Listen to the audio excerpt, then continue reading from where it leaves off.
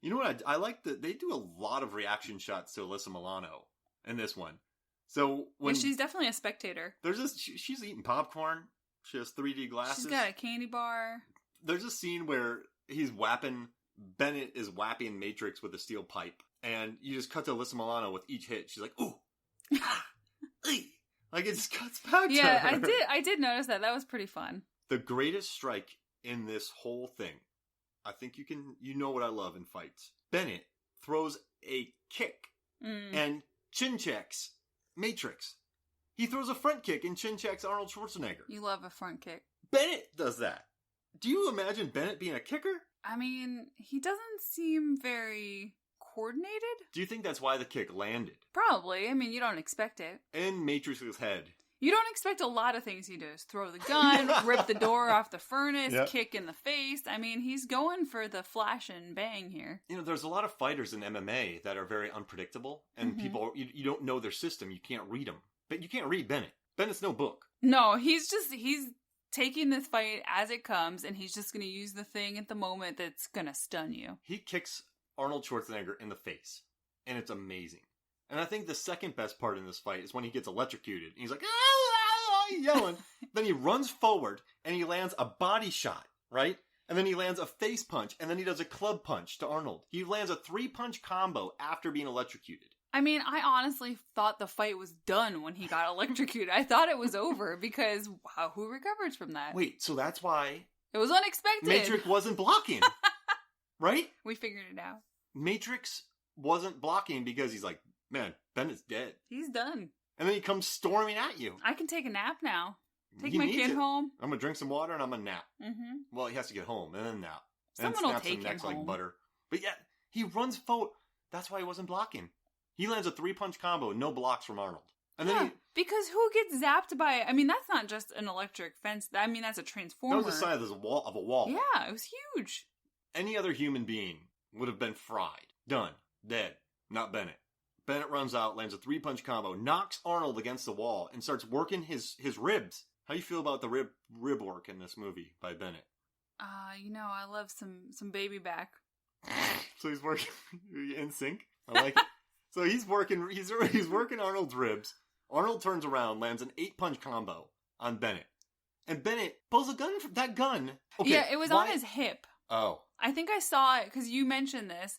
And when we rewatched it, I feel like it was on his hip. He must have had more than one gun. Because it's not the same gun that he throws. It's a different gun. He was outfitted with all kinds of weapons stuck to his body because he pulled that knife out of a holster. Oh, yeah. And when he was fighting Arnold by the furnace with the door of the furnace, I think it was strapped to his hip. So he pulls that out.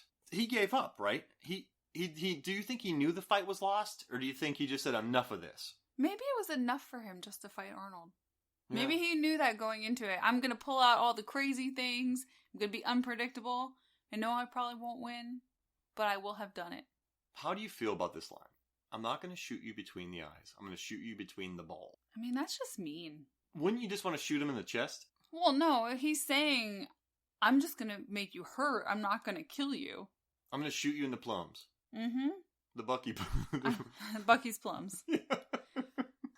I want you to be in pain, and I want you to know it, because you're not going to be dead because I didn't shoot you in the brain. And then while he's saying that, he gets impaled. Mm-hmm. With quite the wide... I mean, that was a wide pipe. It wasn't sharp. It had to be, what, like a foot across? 6 inches? Yeah, 6 inches or so, yeah. So if you're not seeing us right now, but both Megan and I have our thumbs and middle fingers... In circles right now, trying to figure out... Mimicking the pipe. I mean, that's a great... It's about the size of your pop filter. There it is. Megan, you're a writer. You're Steven D'Souza, the man who wrote this movie.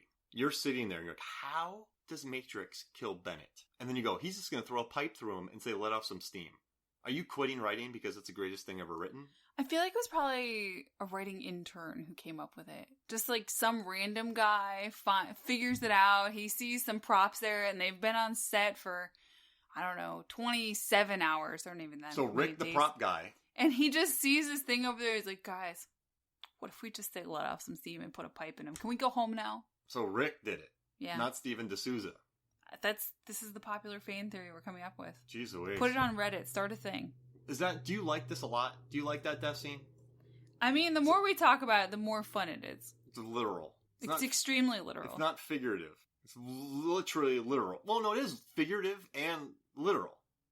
Yeah. Because figuratively, you're last Christmas, I gave you my heart, which is one of my favorite literal things of all time this year. So, final thoughts about this fight. What do you think about it? It is bonkers, but I think you've left me with the best mental image ever. I've been sitting here thinking about it and smiling. Melissa Milano standing there with some popcorn, reacting to this thing like she's in a movie. I imagine she's put, the thing where you put the M&Ms in there and they get a little melty, but they're not messy because they've got the candy shell. She's just enjoying life and watching this fight. So that's what I'm taking away from this. I love it. And you know why Arnold took this movie? Why? So he didn't have to be a caveman or a robot. He got tired of being Conan, and he got tired of being a robot in the Terminator movie. So he took this so he could be a dad on a mission. I think that's fair. I seem to remember there was this whole swath of movies in the 80s and 90s where there was some child involved in his story. Yeah, so let's see. True Lies. His kid gets kidnapped. Mm-hmm. Kindergarten Cop. Mm-hmm. No Eraser. This. Well, then also Jingle All the Way. He has his kid. Oh, that's Junior, right. He has a kid. He literally has the kid. A child. He has a baby. It's a lot of kid work. This was good. Well, thank you for joining me. Now, who's your favorite?